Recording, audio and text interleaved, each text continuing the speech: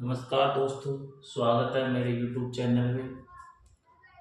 मैं आपको आज प्रकाश का अपवर्तन और परावर्तन के बारे में पढ़ाना चाहता हूँ। अगर आपको वीडियो पसंद आए तो लाइक करें, चैनल को सब्सक्राइब करें और वीडियो को शेयर करें। देखो, अपवर्तन सबसे पहले अपन देखते हैं कि अपवर्तन क्या होता है। तो अपवर्तन की अपन परिभाषा देखते हैं।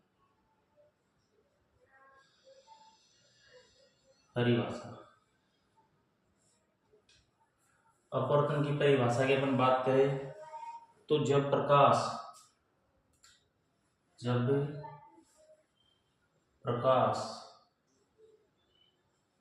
एक माध्यम से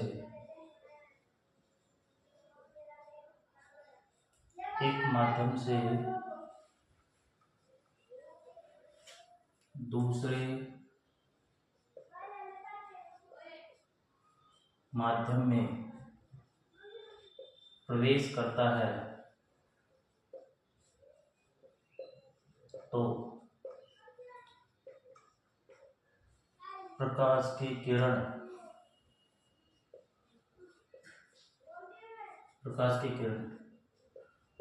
अपने पथ से विचलित हो जाती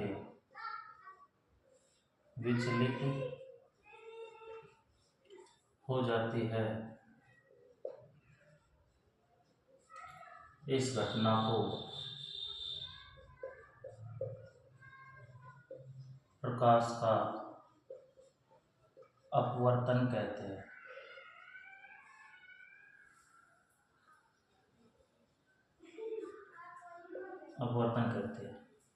तो प्रकाश के अपवर्तन की परिभाषा की देखो, जब प्रकाश एक माध्यम से, जैसे मान लो प्रकाश किसी सघन माध्यम से विरल माध्यम में प्रवेश कर रहा है या फिर विरल माध्यम से सघन माध्यम में प्रवेश कर रहा है, तो वो प्रकाश की किरण अपने पथ से, अपने जो मूल पथ से जा रही थी उससे विचलित हो जाती है, अर्थात मुड़ जाती है। इस घटना को हम प्रकाश का अपवर्तन कहते हैं। देखो, थोड़ा डायग्राम से अपन समझे तो जैसे ये मान लो प्रकाश की किरण यहाँ से आ रही है, प्रकाश की किरण इधर से आ रही है, इसको बोलेंगे अपन आपतित किरण।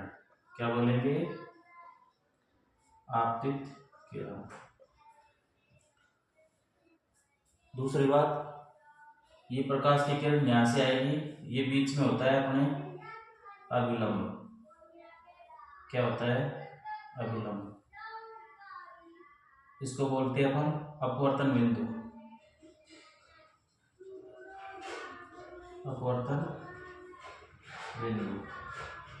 और ये हो जाएगी अपने, जैसे मान लो ये किरण जानी तो ऐसे सीधी चाहिए थी, लेकिन ये अपने मूल पथ से ऐसे मुड़ जाती है। इसको बोलेंगे अपन अपवर्तित किरण।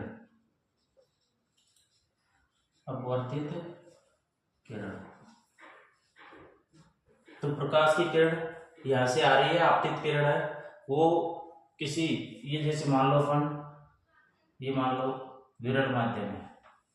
कौन सा माध्यम है? विरल माध्यम। और ये मान लो सघन माध्यम है। विरल माध्यम से सघन माध्यम में प्रवेश करेगी, तो प्रकाश की किरण जब विरल माध्यम से सघन माध्यम में प्रवेश करेगी तो वो जो ये आ रहा है इसको बोलेंगे अपन अभिलंब। क्या बोलेंगे? अभिलंब। प्रकाश की किरण को जाना तो सीधा चाहिए था, लेकिन एक माध्यम से दूसरे माध्यम में जो प्रवेश करती है तो अपने मूल पथ से विचलित हो जाती है, अर्थात विरल माध्यम से वो सघन माध्यम में प्रवेश करेगी तो वो ये अभिलंब है, इसकी तरफ मुड़ जाती है, अभिलंब की तरफ मुड़ जाती है। इस घटना को प्रकाश का अपवर्तन बोलते हैं। तो ये जो आपतित किरण है और ये अभिलंब है, आपतित किरण और अभिलंब के मध्य कौन बनेगा? इसको बोलेंगे अपन आपतन कोण। क्या बोलेंगे? आपतन कोण। आपतन कोण अर्थात आई।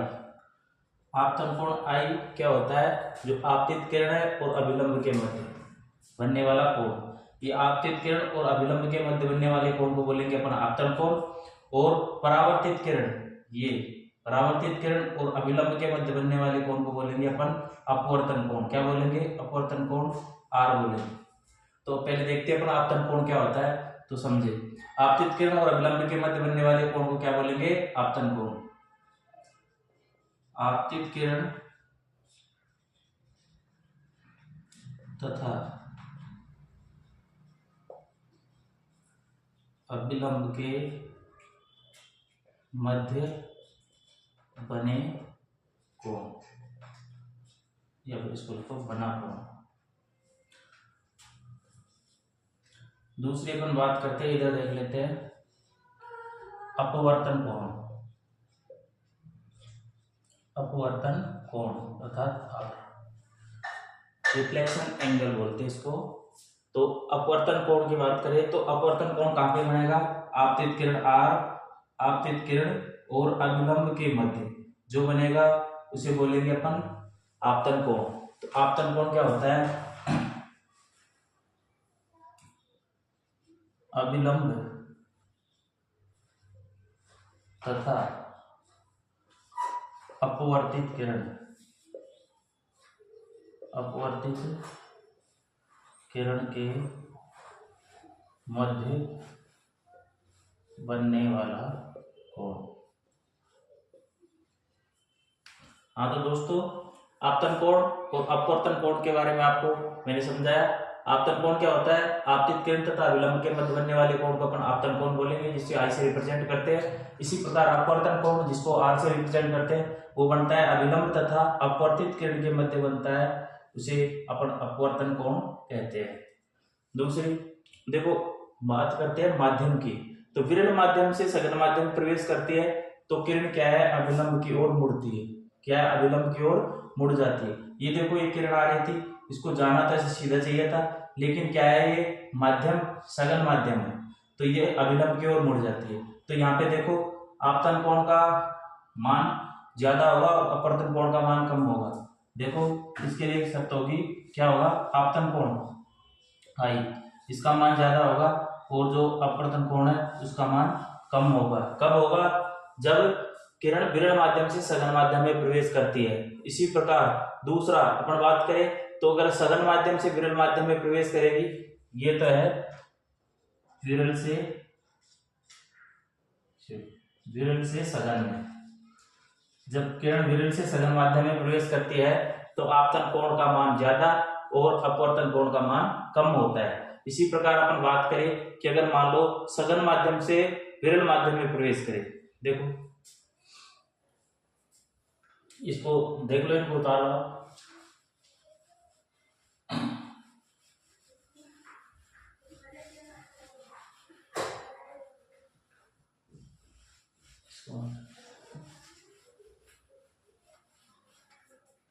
देखो ये अपना तल है, आपतित किरण इधर से आ रही है, इसको बोलेंगे अपन आपतित किरण।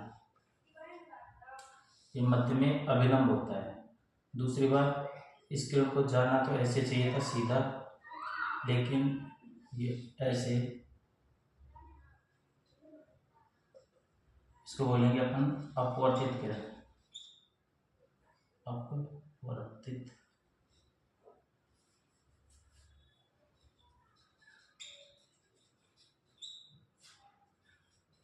अपवर्तित किरण। तो देखो ये कौन सा माध्यम है, सघन माध्यम। कौन सा माध्यम है, सघन माध्यम। ये कौन सा माध्यम है, विरल माध्यम। सघन माध्यम से किरण विरल माध्यम में प्रवेश कर रही है। जब किरण सघन माध्यम से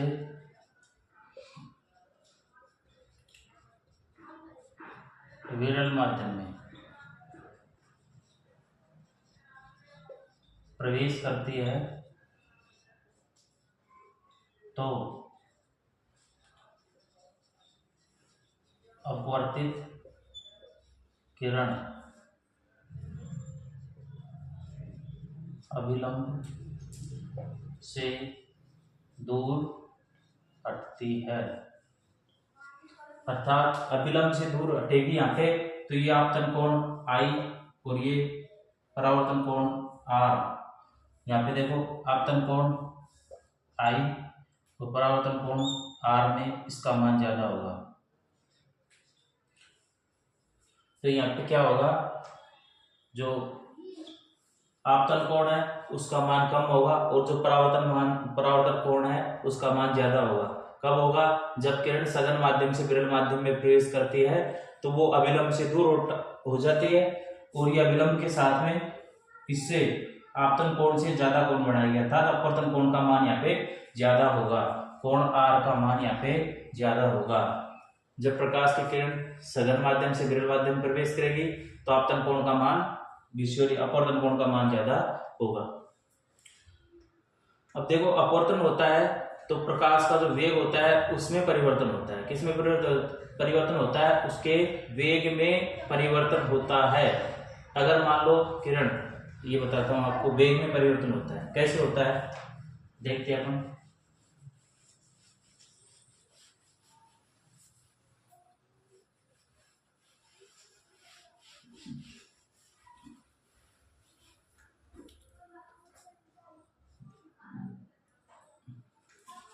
पहले तो अपना बात कर लेते हैं माध्यम की। किसकी बात कर लेते हैं कि माध्यम क्या होता है। माध्यम वैसे दो प्रकार के होते हैं, एक तो होता है विरल माध्यम और दूसरा होता है सघन माध्यम। विरल माध्यम में जो जो इसके कण होते हैं वो दूर दूर होते हैं, अणु अर्थात पदार्थ के अणु दूर दूर होते हैं। और जो सघन माध्यम होता है उसमें प्रकाश किसी के भी अणु है वो पास पास होते हैं, इस तरह से पास पास होते हैं। और इसमें क्या होता है, दूर दूर होते हैं।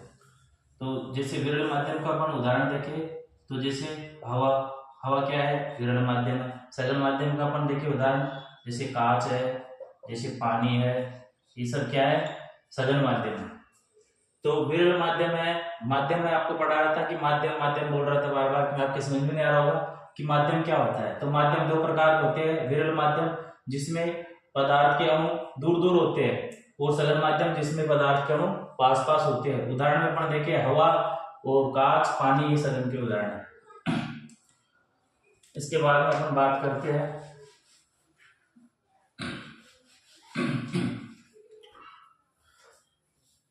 जब प्रकाश की किरण सघन माध्यम से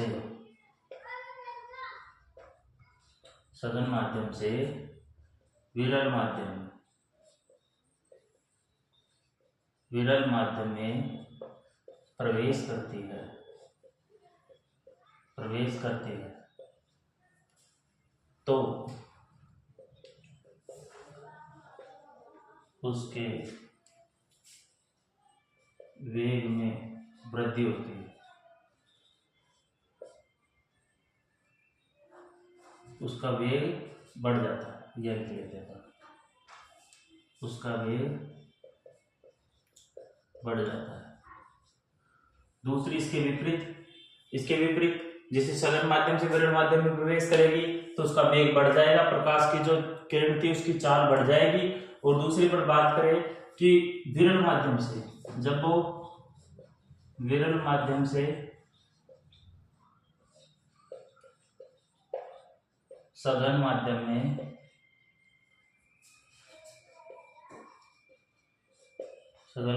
में प्रवेश करती है तो प्रकाश का वेग घट जाता है। विरल माध्यम से सघन माध्यम में अगर प्रकाश की किरण प्रवेश करती है तो उसका वेग घट जाता है, जबकि सघन माध्यम से विरल माध्यम में जाती है तो उसका वेग क्या होता है, बढ़ जाता है। अब देखो, जैसे प्रकाश की चाल है वो किस माध्यम में कैसे होती है, कितनी होती है, वो मैं बताता हूं आपको।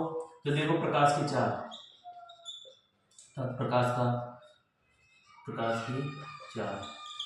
प्रकाश की चाल निर्वात में तो कितनी होती है, निर्वात में होती है 3 × 10⁸ मीटर प्रति सेकेंड। कितनी होती है? 3 इंटू 10⁸ मीटर प्रति सेकेंड।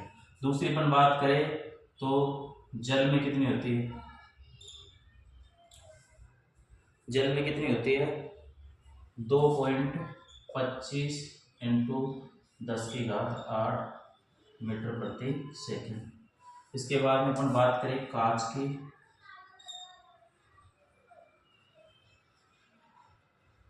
कांच में इसकी चाल होती है 2 इंटू 10⁸ मीटर प्रति सेकेंड।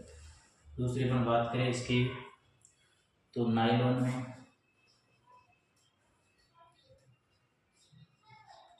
इसकी चाल होती है 1.96 इंटू 10⁸ मीटर प्रति सेकेंड। देखो इधर तो मीटर प्रति सेकेंड 10⁸ आ रहा है, इधर का अपन को याद करना है। निर्वात में कितनी होती है? ऐसे याद करो, निर्वात में 3 और ये 10⁸ मीटर प्रति सेकेंड, 10⁸ मीटर प्रति सेकेंड सभी में कॉमन आएगा। ये तो सभी में कॉमन आएगा। निर्वात में इसकी 3 होती है।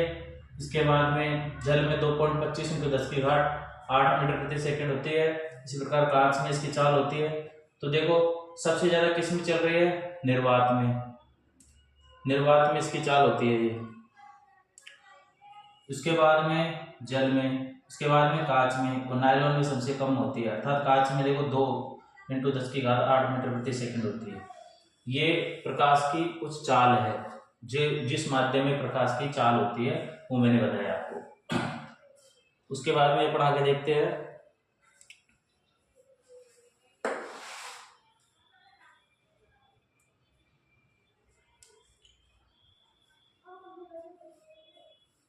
जो इसके अपवर्तन के नियम की अपन बात करते हैं।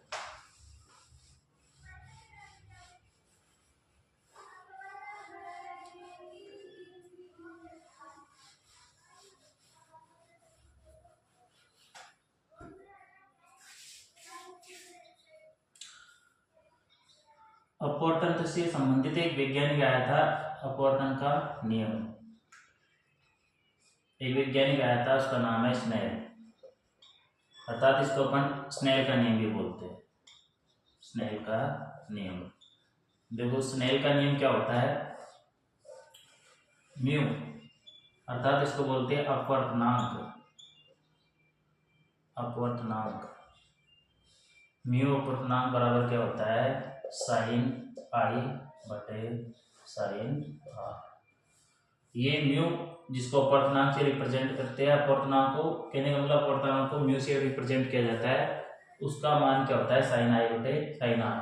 अर्थात किसी पदार्थ का अपवर्तनांक इससे ज्ञात किया जाता है। दूसरी बात अपन बात करें तो म्यू कैसे ज्ञात करते हैं? मतलब म्यू कैसे ज्ञात करेंगे अपन? तो निर्वात में प्रकाश की चाल, किसमें? निर्वात में प्रकाश की चाल और उसी पदार्थ माध्यम में, निर्वात में जो उसकी चाल क्या है और माध्यम में प्रकाश की चाल क्या है? प्रकाश की चाल। इसके द्वारा अपन किसी भी पदार्थ का अपवर्तनांक ज्ञात कर सकते हैं। जैसे मैंने आपको बताया अभी, प्रकाश की चाल निर्वात में क्या थी, जल में क्या है, कांच में क्या है। तो इसी प्रकार अपन ज्ञात करें कि जल का अपवर्तनांक क्या होगा। बताओ जल का अपवर्तनांक क्या होगा? तो जल का अपवर्तनांक निकालने के लिए अपन निर्वात में प्रकाश की चाल मैंने आपको बताई थी, कितनी होती है बताओ? 3 इंटू 10⁸ मीटर प्रति सेकेंड होती है। इसी के बाद में अपन किसका ज्ञात करें? जल का। तो जल में प्रकाश की चाल क्या होती है बताओ? 2 इंटू जल की होती है 2.25 इंटू 10⁸ मीटर प्रति सेकेंड होती है। अब देखो ये 10⁸ इससे देखिए कट जाएगा, अपन को भाग देना है 3/2.25। इसको अपन ज्ञात करेंगे तो जल का अपवर्तनांक अपने पास में आएगा 1.33। ये जल का अपवर्तनांक आएगा। इसी प्रकार अपन ज्ञात करें कि कांच का अपवर्तनांक क्या होता है? कांच का अपवर्तनांक क्या होता है? तो 3 × 10⁸ मीटर प्रति सेकेंड बटे कांच का अपवर्तनांक मैंने आपको बताया था 2 × 10⁸ मीटर प्रति सेकेंड, ये इससे कट जाएगा। 3/2 का मतलब होता है 1.5, तो इसका अपवर्तनांक कितना आ जाएगा 1.5। इसी प्रकार आपको हीरे का अपवर्तनांक भी याद रखना है। हीरे का अपवर्तनांक कितना होता है? हीरे का अपवर्तनांक होता है 2.4। कितना होता है? 2.4। देखो दोस्तों, मैंने आपको अपवर्तन के नियम पढ़ाए। कुछ जो पदार्थ है जिनका अपवर्तनांक निकालना दिखाया आपको। और स्नेल अपवर्तन से संबंधित एक वैज्ञानिक है स्नेल का नियम क्या होता है? sin I/sin R। इस प्रकार अपवर्तन के कुछ अपन उदाहरण देख लेते हैं। देखो अपवर्तन के क्या क्या उदाहरण।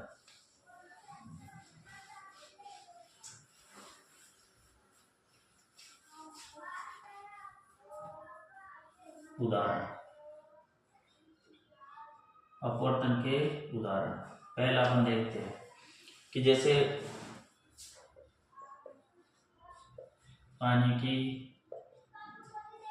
बाल्टी में डूबी पेंसिल या लकड़ी का तिरछा दिखाई देना, तिरछा या फिर टेढ़ा बोलते इसको, टेढ़ा दिखाई देना। जैसे ये पानी की बाल्टी अपने